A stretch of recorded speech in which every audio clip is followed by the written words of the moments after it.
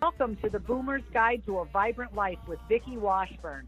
Vicki and her guests will share their journey of the golden years and how they're creating a vibrant life. Topics will include family, fun, life, love, travel, and everything Boomer.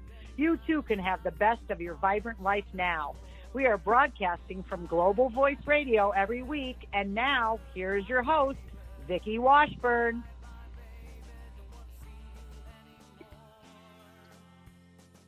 Hello, everyone. This is Vicki Washburn with the Boomer's Guide to a Vibrant Life. And today my guest is Hilda Kalap.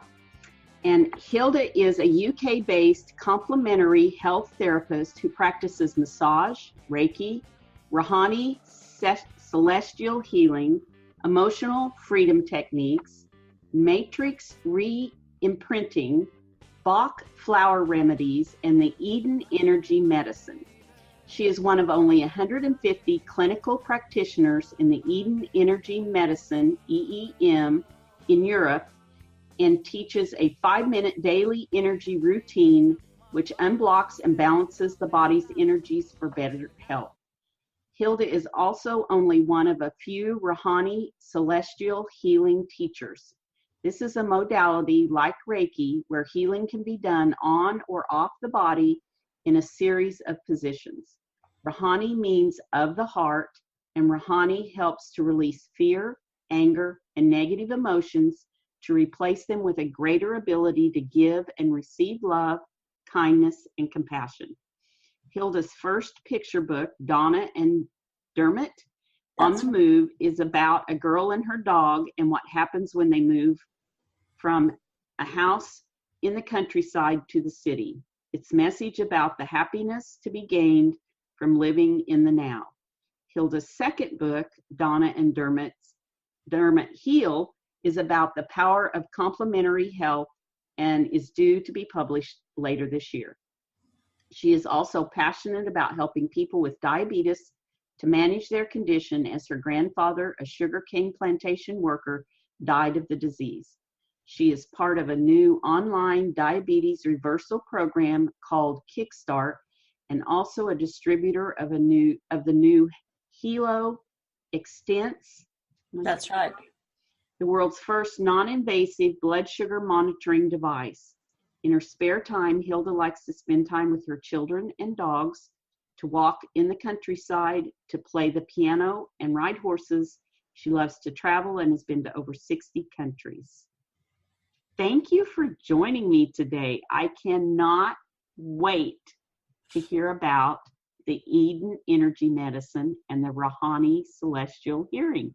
These are two things I've never heard of before. Oh, wow. Well, it's a pleasure to be here today, Vicki, and to talk to you and to your audience. So Eden Energy Medicine is something that was developed by Donna Eden, who is now 75. Donna Eden is American. She lives in Portland, Oregon. And she was given the last rites pretty much when she was in her 20s. She had multiple sclerosis, and she was told by her doctors, look, get your house in order, get everything sorted because you haven't got long to live. And she thought to herself, well, I don't want to die. I've got 2 daughters. They were only sort of 8 and 6, something like that. And so she said, well, I'm going to do something about this. And Donna has this amazing ability to be able to see energy. So she can see the way that our meridians, our energy pathways in the body, are flowing. She can see the way our chakras, which are 7 different chakras in our body, like vortexes of energy, how they spin and the colors of them. So she's been able to see energies from birth. And she thought, well, if I experiment with myself, then I'm going to see if I can cure myself of multiple sclerosis because I don't want to die. And so she experimented with herself. First of all, she left America. She took herself off to Fiji because it was an environment which was less polluted. By then, she didn't want to eat any food. She was kind of allergic to the air. She was struggling with even drinking water. So she took us off to a very clean environment. And she lived there for a few years. And while she lived there, she developed this daily routine, very, very simple routine, which is 5 minutes long, which boosts your energy and which gives you unblocks energy flows in the body, and makes you feel more sort of alive and full of vitalities. And she cured herself of multiple sclerosis, and then she came back and started working as a Eden energy medicine practitioner. And then she ended up writing a best-selling book called Energy Medicine, which has sold 250,000 copies around the world. And now she's 75, and she teaches all over the world.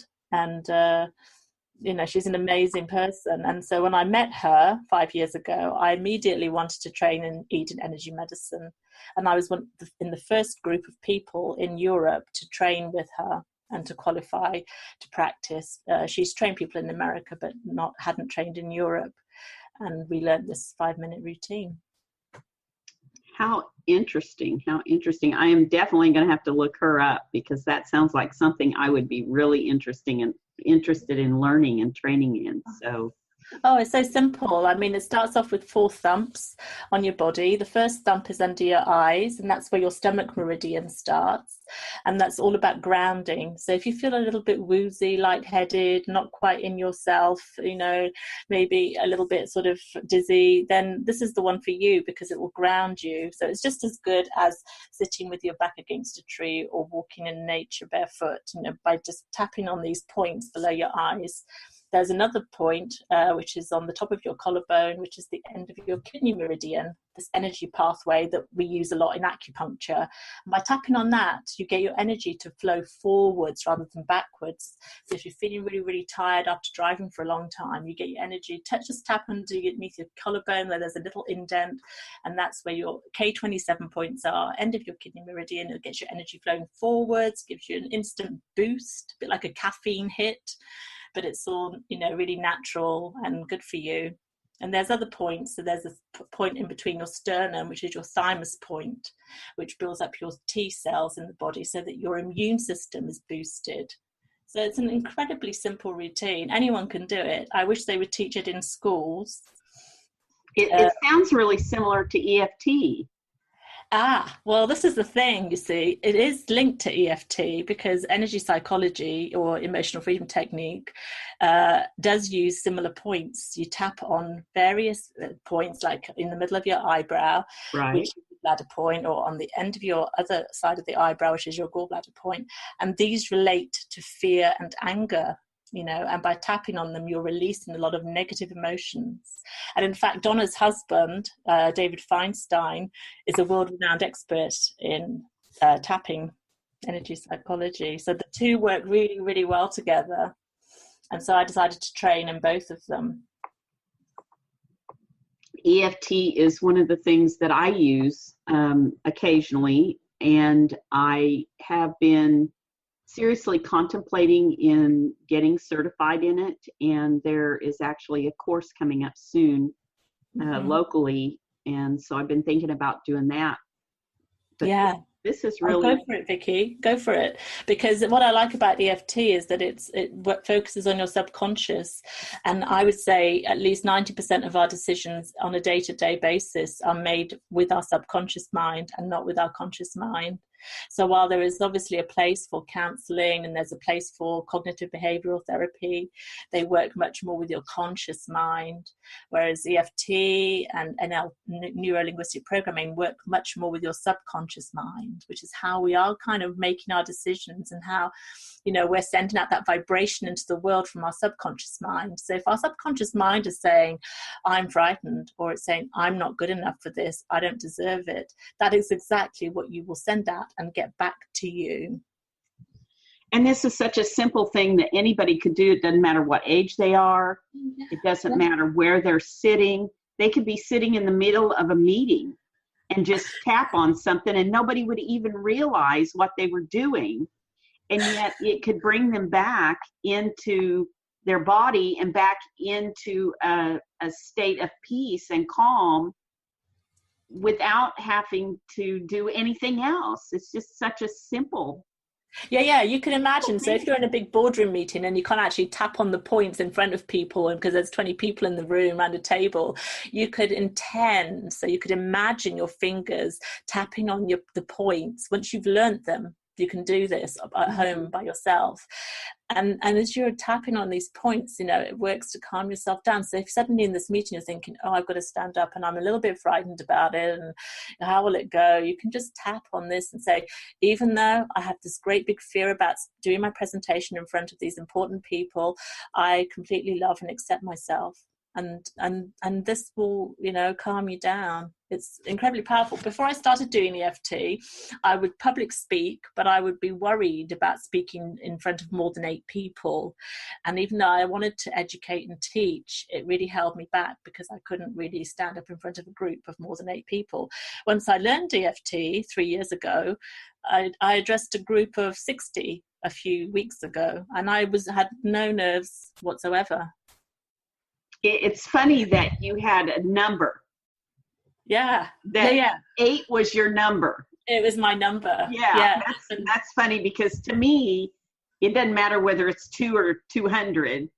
Okay. It's still just as nerve-wracking to be in front of people, at least initially. Once I get going, I'm fine. Yeah. When I initially start, I'm just as nervous, and it really doesn't matter how many people are in the room. Okay. So well, they do say, you know, when you're recording in front of hundreds of people, or, you know, just imagine you're talking to your favorite aunt and she's in front of you in an armchair and you're just talking to her. That's what they. Yeah. That didn't always work for me. When I used to do interviews for lots of people, it didn't always work for me. But since doing the EFT, it's been amazing. Cool. Yeah. So tell me a little bit about Rahanni. So Rahanni is what I'm really, really excited about. I came into it by accident. So this time last year, I was at a wellness fair in Devon, which is in the UK. And very last minute, there was a speaker who turned up. And she said, I'm going to talk about Rahanni. And I thought, what's this? You know, I haven't signed up for this talk. But she started speaking. And the minute she opened her mouth, I thought, I love this. So Rahanni Ra means, it's the Egyptian god of the sun. And Hani is the Hebrew, it's a girl's name for favored grace. So we are seen, you know, our human race is seen as having fallen from grace. And now this is the time for us to come into grace again, because we, you know, unfortunately have a lot of violence in the world, and there's a lot of fear-based thinking and anger and all of this, which is influencing our society and our children sometimes in a negative way. So Rahanni is about replacing that negative vibration of fear and anger and violence, and replacing that with love and compassion and truth. Rahanni means of one heart.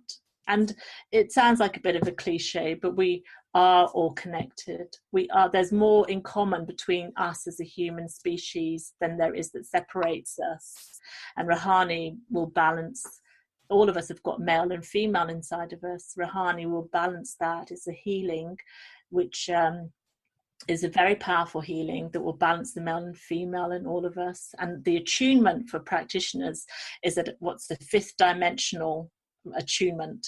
So I don't know if you are aware, but the earth has now come into the 5th dimension of reality. We keep changing our consciousness as a human race. So we progress and we go higher and higher in our consciousness. And now we have reached the 5th dimension of reality. This happened in 2012 when we finally stepped into it. You know, when we were talking about the world is going to end and the Mayan calendar and all that, that's when the human race got into the 5th dimension of reality. So Rahanni practitioners are attuned with this 5th dimensional vibration, which is the age of Aquarius. And the age of Aquarius is all about love and compassion and kindness on this planet, because that is the only way that we will survive on this planet, because we need to all work together and love each other for us to survive as a species. So this is what Rahanni does. It brings more compassion to all of us and helps us with our ascension into a higher consciousness. And that's why I love it so much. And next week I will be learning to teach it. So I will become a Rahanni teacher and then start teaching a lot of people, because the quicker we can do it, the better, I think. So you said that it's kind of like Reiki. Yeah. So with Reiki, you have a series of hand positions, and you don't have to stick to them, because I don't know if you know, as you become more attuned and you become more intuitive as a practitioner, you are the channel. So you're not like this great big, healer with this great big ego. Not at all. You are a channel, and you bring this energy in, and you move the hands around a person's body. And if you feel certain energies, let's say, or they say they have a pain in their knees, you might focus more on keeping your hands on the knees so that you're relieving the pain, or you're helping them with sleep, for example, if they have a headache and they want a focus on their head. But Reiki is an attunement to a third dimension of reality, a third, more earth-based dimension. So when you're attuned as a practitioner, it's not so high. And therefore, Reiki treatment, though it's powerful, will usually be 45 minutes long, maybe an hour. With Rahanni, it's just half an hour treatment. And I've been working in a hospice for a few months now, and I see terminal cancer patients. And the feedback I get from having done Rahanni with terminal cancer patients is incredible. They will, they might be in pain on morphine drips, and even though they have morphine drips, they still have some pain. I do Rahanni and the pain disappears. They might not have slept for weeks or have bad sleep. After I do Rahanni, they have a very good night's sleep. Not all the time, but a lot of the time. They might have water retention in their legs, lymphedema, and I do Rahanni, and they say, look, I felt my feet for the first time in a month. It's quite incredible. And then also people who are terrified, obviously, of dying. Some people are terrified of dying. And with Rahanni, it can bring them peace and relaxation. So then they feel more acceptance and are ready to die. So I just love what Rahanni can do to help people. And is it, are you, when you're doing this with them, are you positioning your hands like you do with Reiki, or it's slightly different? So it's more of a celestial healing. So you'll bring in the archangels to help you with the healing, and the healing can mean healing into death. It's not necessarily healing, so that you're getting better. Right. But yeah, so you're bringing in Archangel Michael for strength, for example, or if there's a relationship issue and somebody you're working with is going through a divorce, you'll ask Archangel Shamuel to come in because of relationships. Or there's an archangel called Zadkiel who is about transmutation and working with the violet flame, and that's all about transmuting the negative energies and bringing in the violet flame and replacing them with positive ones. And you use a symbol in Rahanni, which is a 6-pointed star, which is the direct access to the Christ consciousness, we call it. And that is, you visualize the person that you're working with inside the 6-pointed star, and that activates the Rahanni. So you're working much more with the archangels and celestial beings than you would with Reiki. With Reiki, you work more with symbols, for example, like Shokure or Seiheki. Right. Well, that's just very interesting. I love the sound of that. I love,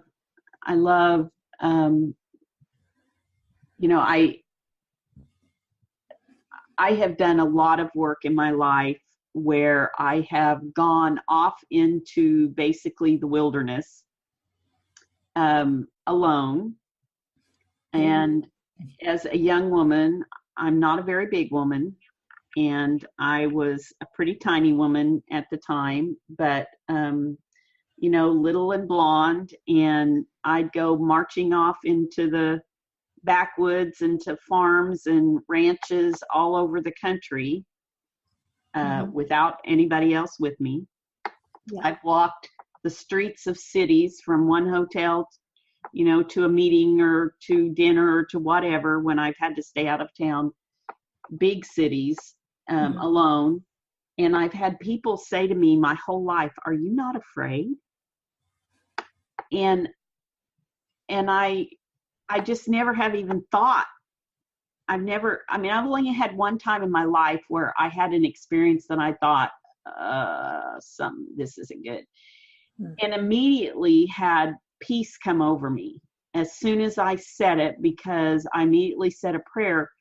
But I had somebody tell me one time, and it really took me back, because they said, well, you know why you're not afraid? And I said, well, no, but I just always thought it was because I grew up on a farm and I just felt like these were my people, you know. And they said, no, it's because you have really big angels that go everywhere with you. Yeah. And people leave you alone because they can see your angels. Yeah. Anytime anybody starts talking about the archangels, I just always feel like, you know, Michael must walk with me everywhere I go. Yeah. Because I have been in some places that most people are like, you went where? and it's been like no big deal, you know. So it's placing your trust in that and understanding in that. That's great. That's great that you've had all those experiences and that you've had no fear. This is how it really should be with everybody, because when we are fearful, we generate fear, you know, and we attract it to us. Yeah. There was somebody, an example in the emotional freedom technique, where our teacher said there was this woman who was absolutely terrified of somebody stealing her bag, you know, and taking money from her. And she checked in to a hotel room, which was like 8 stories up, you know, 8 floors up, so that nobody could possibly, you know, come in and take anything. And she was triple locking whatever. And somebody actually climbed in from the outside of the building into her room, and the window was open, or had managed to get the window open, and went into her room and took stuff. You see, this is how you can have this deep-based fear and attract exactly what you don't want to happen to you. Yeah. And by not having that fear, which you don't have, you know, then it's fantastic, obviously. Well, and, you know, I'm a firm believer in, you know, what you speak over yourself is, you know, you can speak life or you can speak death. And I just did a show on this last week about conscious language and what we tell ourselves. And it's not only what we speak out of our mouths, but it's what we think all day long, and all those little words that we tell ourselves. And I find that as people get older, it seems like their conversations are more around loss and death and sickness. Mm-hmm. And so because that's their mind is there so much of the time, which is almost natural, because as you age, you're starting to lose family and friends, and a lot of people start dealing with more health issues. And if they aren't personally, the people they care about are, or their friends, or, you know, so it just kind of becomes more of a daily thing that kind of onslaughts you. But if you get stuck there where that's like the thing that you talk about to everybody, then that's what you're going to draw to yourself. You know, you can't sit in that spot. You know. No, and it's a lot about your own philosophy about death and what death is. You know, it's very much about that. My own personal philosophy about death is that we are all, and we have an energy about us that doesn't go away when we die. It'll still carry on, and it's still around us. And so I think that all my loved ones that have passed, I have a big family, you know, I have 64 cousins, believe it or not, you know, and so, but I have a feeling that they will be with me all the time. And if I want them around, I call on them and they're there, and it's beautiful energy. And so even though I miss them physically, I miss being able to hold them and talk to them, I still feel that they're around. So to me, it's no, you know, death is just another stage. And this is the thing, we don't really talk about death in our society. So everyone's sort of, it's all taboo and stigmatized, you know, and it doesn't have to be like that, because it will help a lot of people if we do talk about death openly. Well, and I think that's kind of what Christ was trying to show us. Yeah, you know, absolutely. Is absolutely. That it's, you know, he said death has no sting. And that's exactly what he was trying to show us. You know, just because I'm out of sight doesn't mean I'm gone, you absolutely. Know, and Yeah, so I can understand if somebody doesn't believe there's life after death. You know, if somebody says this is it, this is the end, I can see why it would be very sad for them. And you know, it's just your own outlook. And I don't have that, so I don't either. I'm a firm believer that heaven is just, you know, a curtain away, that we just can't see through whatever that is to the other side. And I've spoke of this on some of my other shows. There was a TED Talk, and I just went blank. It's not Diane Keaton. Diana Cooper, is it? No. Anyway, the TED Talk, she talked about, you know, aging. They have talked, most everybody talks about aging as being, you start out as an infant and then you peak in your midlife, and then it's a downhill slide till you die. And her philosophy was it should just be a continual uphill, and we should continue learning and growing and become more spiritually aware until we die, and then we just jump off into the next adventure. And so that is my belief. You're just like, it's like being on the diving board. Okay, here I go. I'm off into the next adventure. That is just totally it. That is just totally it. You throw away the conditioning, you know. I mean, I was working in journalism for quite a long time, and then public relations, and then in my 40s I retrained to become a complementary health therapist, and it's my second career, and I love it so much. And so why do we have to do the same thing day in, day out for 40 years, 9 to 5? You know, it's not really. Why don't we do 3 different things at the same time? You know, we could be a musician, we could be a writer, we could be a doctor, you know, we could do all of these things. Don't limit ourselves. And like you say, as we get older, we have so much knowledge and learning to share and give. And we got it wrong, haven't we? Well, society has taught us, you know, that we have this limit, and that we're supposed to get to this point, and then these things are supposed to happen. And I for one, I just refuse. You know, I just, and you know, I'm 62. I have girlfriends who have parents that are my age, and they come over and they talk to me about all these problems and all these health issues and this mindset that their parents have.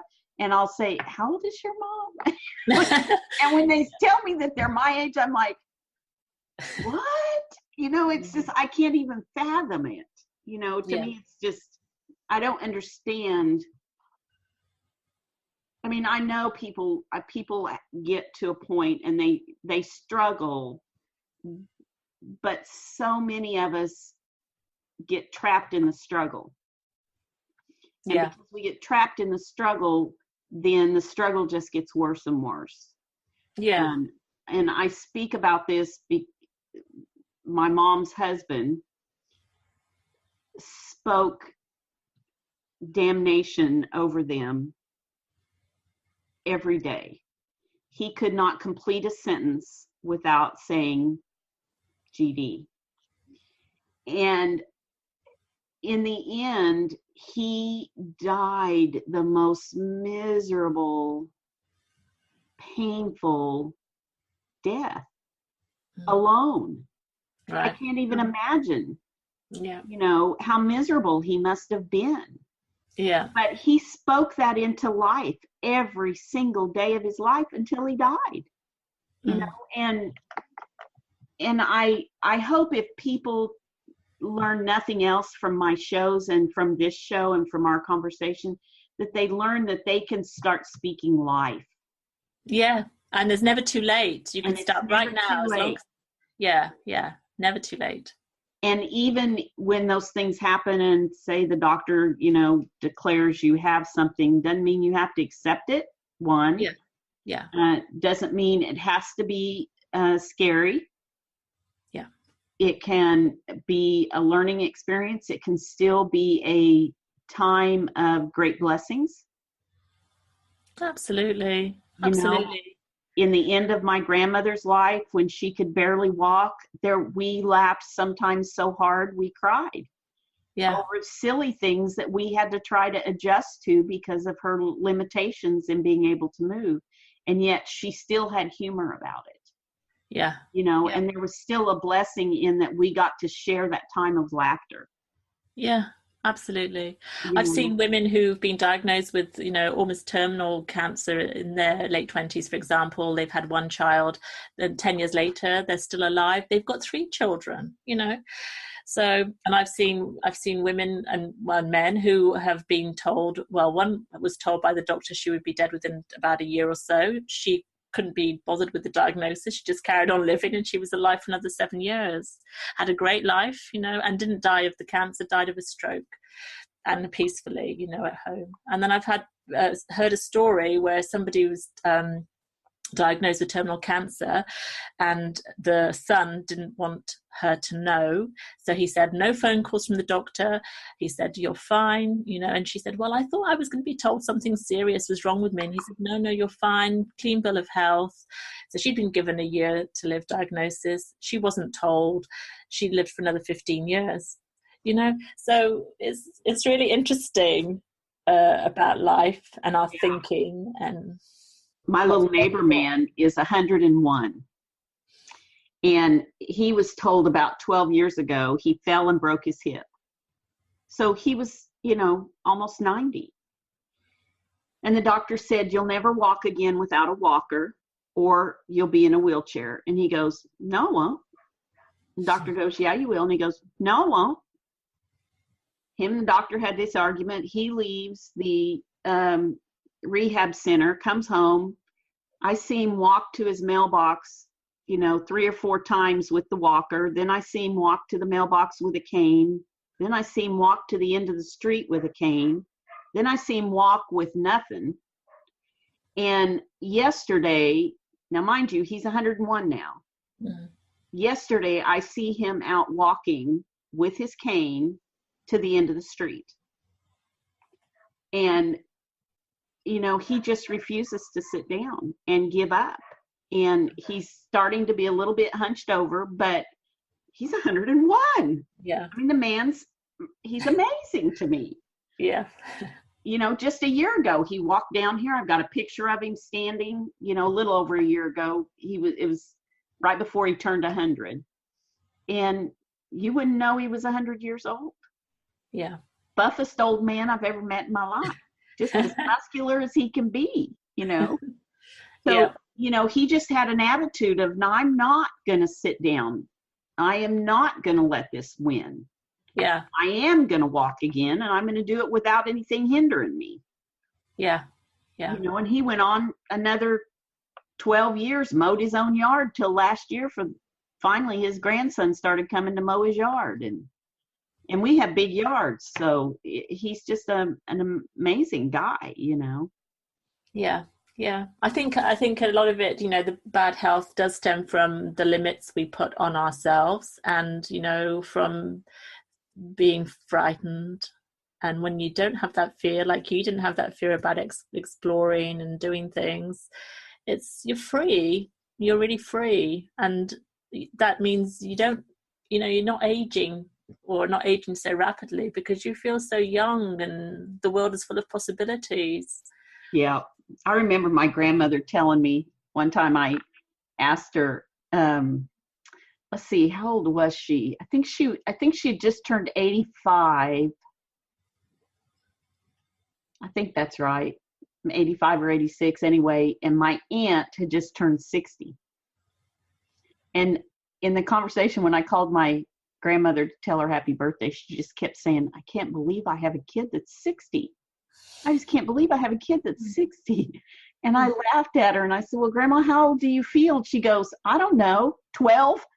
I just thought that was so funny, and I think that's, now that I'm the age I am, I understand what she's talking about. I don't know how you're supposed to feel at 62, but I really feel no different than I did at 42. So, what the heck, Yeah. Yeah. Have to keep feeling young. And smiling and having a good positive attitude. Yeah. So tell me about your books. Okay. So I've always wanted to have a book published, and last year I managed to get my picture book published.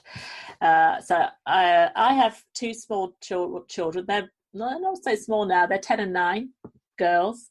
I'm a single parent, so yeah, long story, but I'll cut it short. We were living in New Zealand. My marriage was breaking up. So we left New Zealand when my daughters were 2 and 1 on a plane with about 25 pieces of luggage, came back to the UK. And then as a single parent, it's really hard to find, I found it very hard to find stable accommodation. So we ended up moving 7 times in 7 years, me and the girls. And eventually I worked my butt off and I managed to buy my own place. And then, so my book is all about moving house. It's all about living in the present. It's about how that has personally made me happy, because in the past I would think about the past and I would get depressed and have regrets and why didn't I do this and blah, blah, blah, blah. And I would always, more than living in the past, I'd be living in the future. And I'd have all these grand plans, when I do this and when I do that. And I was never living in the present. And I found myself just wishing my life away, really. So the book is about Donna, who is partly based on Donna Eden, who we talked about before, the energy medicine lady, because she's always smiling. So it's about this girl who's always smiling. And then her dog, Dermot, was a little Jack Russell, and how the dog's always in the present because animals are always in the present. And this girl, she moves house and suddenly she's away from her grandparents and away from the countryside, and she's in this big smoky city, and she suddenly stops smiling, and she's always thinking about the past and wanting to go back to the past and not really seeing what the beauty of the rainbows around her, or the beauty of the stars, or the beauty of friendships. So it's all about that. So that's Donna and Dermot on the Move, which is on Amazon. And I've been reading it in schools. I've been reading it at wellness fairs. I've sold quite a few copies now, in the hundreds. And so I was inspired to write a second book, because I thought, well, when we have a problem health-wise, we go to our doctor. But why don't we do something to help ourselves? There's so much around, like a daily energy routine, like some yoga, like meditation, all sorts of things we can do to help ourselves. And so we don't get sick in the first place. Or if we get sick, we know what to do with essential oils, or, with something like that. That's my go-to is essential oils. That's my medicine. Yeah. And it's so simple and it's so lovely. And so I wrote this picture book called Donna and Dermot Heal. So the same 2 characters. And this time there's a bit about Reiki and how it can help and how simple it is to do. A bit about massage. So her friend breaks her arm and she's the table tennis champion. And then there's a little bit about essential oils. So the dog is the essential oil expert and mixes up all these potions in his kennel and gives them to people. So so that's the second one. And that's with my publisher. So I'm just, seeing what happens, really.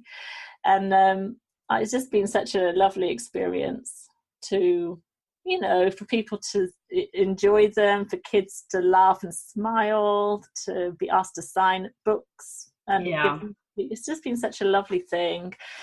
And I might write another one. I'd like to write one about diversity, because I'm seeing increasingly in the world, unfortunately, amongst the adults, the badly behaved adults, a lot of, let's say right-wing sort of feelings about people who aren't right-wing. So if you're a person of colour, if you're a person who's not heterosexual, if you're a person who's gender neutral, there's a lot of hatred around, unfortunately, it seems to me, and I think that's so wrong. So I thought I might write a picture book about the beauty of diversity. I'm using, again, Donna and Dermot as the main characters, but they encounter a dog who's a bit different, and they encounter a cat who's a little bit of a rebel, that kind of thing.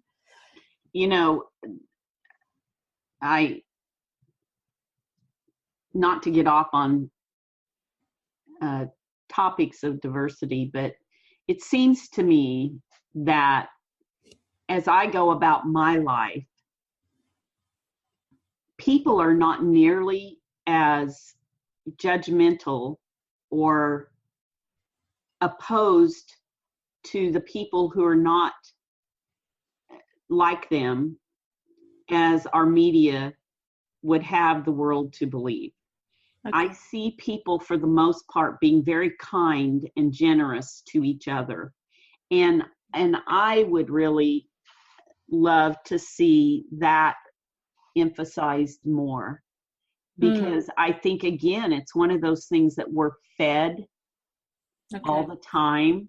This negative stuff is fed every day in the media, whether it's the internet or TV or the newspapers or the magazines. It's just like they say that all these years of the beauty magazines portraying these young, beautiful women, and so it's caused complexes. If we are constantly fed this negative tirade of everybody hating each other, then eventually people start to believe that everybody hates each other. And I just don't think that in reality the world is like that. For the most part, people are very accommodating, and and I know you're going to have these little pockets of people here and there, but hardly the majority. Well, that's nice to hear that that's your experience. That's really nice to hear. Yeah. I hope that that's the case for most people. I mean, living in the countryside now, and where I do, because it's very sort of accepting where I live now, and that's why I like it. And I haven't really experienced, well, not open prejudice, but I'm a real mix. So I'm half South American, and my father was pretty brown. And my mother's Russian, and she's blonde and blue-eyed. So my father certainly experienced a lot of prejudice when he was young, and so maybe that's kind of why I'm wanting to write that story, partly influenced by that. And did you grow up in the UK? The first 5 years of my life, I lived in Moscow, and then I moved to the UK after that. Wow. So, yeah. But my dad did experience a lot of prejudice in 1960s Moscow. Yeah. A lot. And, I don't think it's still completely gone now. I mean, they were sort of outlawing gay, in Chechnya recently, there was a lot of bigotry against gay men. So anyway, I kind of bring those influences in, and my memories of his life. I mean, when he moved to the UK, he wasn't allowed to live in certain places because there were signs saying no one of color, and that's in our lifetime. Yeah I remember that as well. I remember as a child, I was probably second grade, and there were two little girls that walked the same way home that I did, and they were the only two that walked my direction. And they were both of color, and I can remember walking with them and people pelting me because I was walking with them, and not understanding, because they were my friends. They were just my friends. Yeah. They were just these two cute little girls that we just had the best little conversations when we walked home, and exactly. I had no idea what the problem was, Yeah. And I would go home crying and tell my parents, why are people doing this to me? And, of course, my parents didn't want to tell me what it was really about, because. Yeah, it's difficult, isn't it? You don't know when children are ready to hear it. But also the other thing is about, there's quite a lot of prejudice within communities of, like, so for example, my family, my dad's side are from India originally, and depending on what shade of brown you are, there is quite a lot of prejudice in the community, in the Indian community. And isn't it funny, because we all spend fortunes on suntan lotion to be brown. Yeah. And yet there's all this prejudice over having brown skin, Yeah. I think it's changing now. I think things are changing now, and I'm so glad. But, it's only been, I would say, in the last 5 years, really. Yeah. And I hope it carries on, obviously. So, yeah. I think, it's part of that moving to the next level of spiritual awareness is just realizing that we're just like cars. We're all a car. We just come in different colors and different makes and different models and different years and different whatever. And yet we're all the same under the hood. We all have an engine. We all have a transmission. We all have, wheels. And so I hope that's one of the things that, will pass by the wayside. And if it means that a generation has to pass for it to happen, then hopefully that generation is, not far away. I hope that we can live, I just want people to live a vibrant life. I want them to live a happy life. And you can't live a happy life if you're judging others, because really that judgment is about yourself.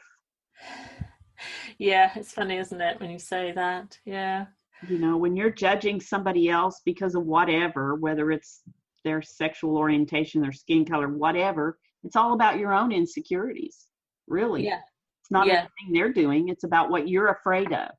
Yeah. And that just brings us back to that fear, letting go of that fear. So absolutely. Yeah. Before we say goodbye, I don't want to put you on the spot, but could you take us through a real quick Eden energy medicine process? Okay. So let's say you came to me and you wanted to find out what was happening with your body. I would use a form of energy testing, which is a bit like kinesiology. So your hand would go out in front of you, and then I would qualify a muscle. So I would muscle testing. Yeah, a little bit like muscle testing, but it's energy testing. So your arm would go out and it would stay strong. Then I'd break the circuit of energy. It will dip. Then I'd strengthen it again. It'll stay up. And then that's qualifying a muscle. And then I will do all sorts of little tests on you. I could put my hand over the head like that. And then because your hand's a magnet, this side of your hand, the palm, is the strong side. So when I put the palm, hover it over the top of the head, and when I'm kinesiology testing, it stays strong. That's how it should be. And then I turn with the back of my hand on your head and it goes weak, that's how it should be if your energies are flowing correctly. And if they're not, it means it's reversed, for example, and then there's various corrections. So I can see if your energy is running forwards or backwards. I can see if you're hydrated. I can see if your thinking's a little bit scrambled, not thinking straight. I can see if your polarity is fine, if your grounding's fine. I can check your adrenals to see if they're being overworked and correct that. I can see if your cortisol points are being overworked. And then I would probably start with doing what's called a quickie energy balancer, which is a beautiful, you lie down on the couch and I'm doing a massage, and it includes something called the spinal flush.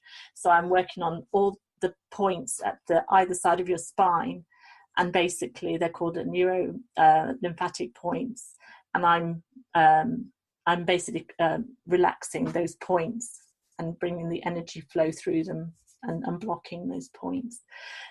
So it's a very relaxing way and very quick way just to retune you after all the things that might not be kind of flowing as well as they could be. And then I do something else after that, depending on what I find, with your energy flows. That's in a nutshell how it works. So if somebody's on medication, does it affect how that works?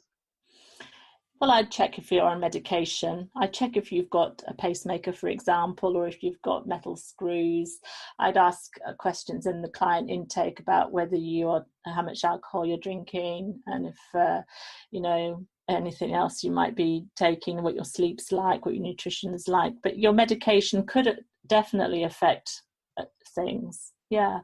The energy flow. And do you find that it affects how well you can actually move the energy?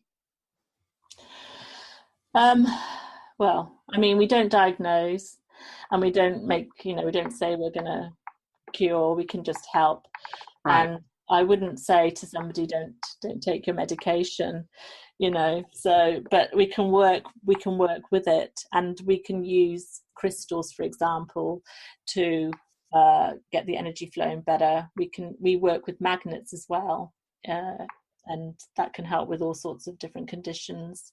There's obviously the weak side and the strong side, and that can help, if you've broken a limb, for example.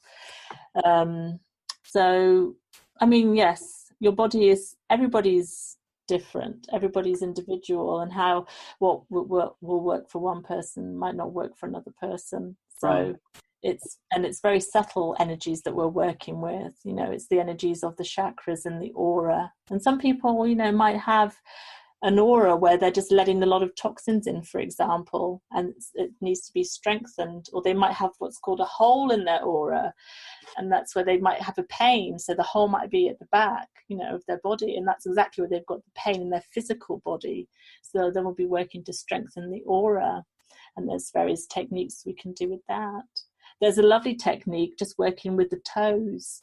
It's called the Brazilian toe technique, and it takes about 20 minutes, and that helps to flush out the effects of chemotherapy and radiotherapy just by simply working with the toes.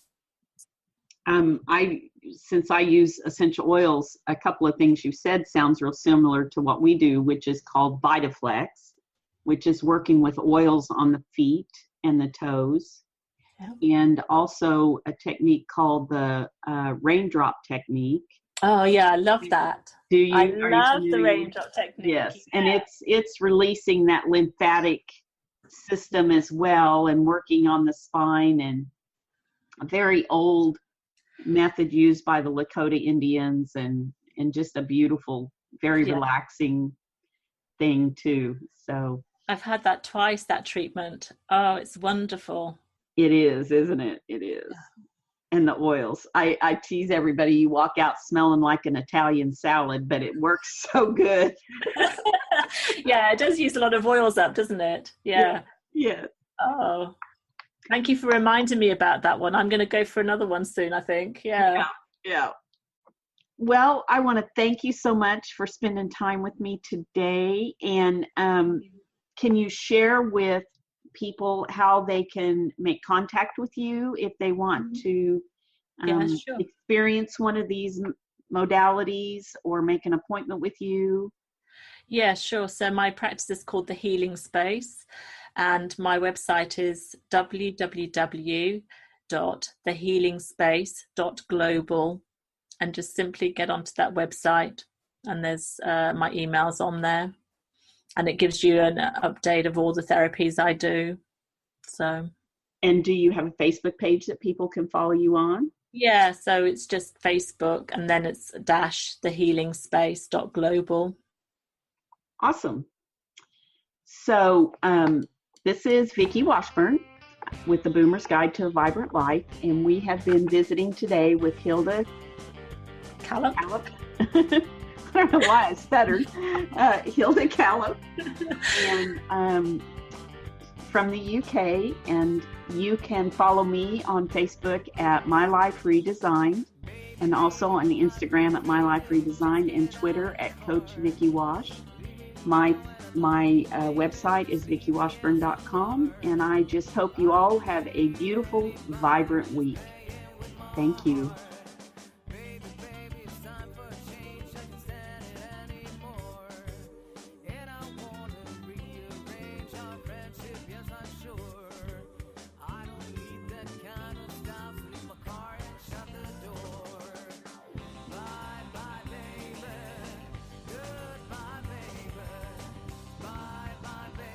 Host of The Boomer's Guide to a Vibrant Life. Connect with Vicki at www.globalvoiceradio.com. Tune in next week for another edition of The Boomer's Guide to a Vibrant Life on Global Voice Radio, where your message and your voices are heard.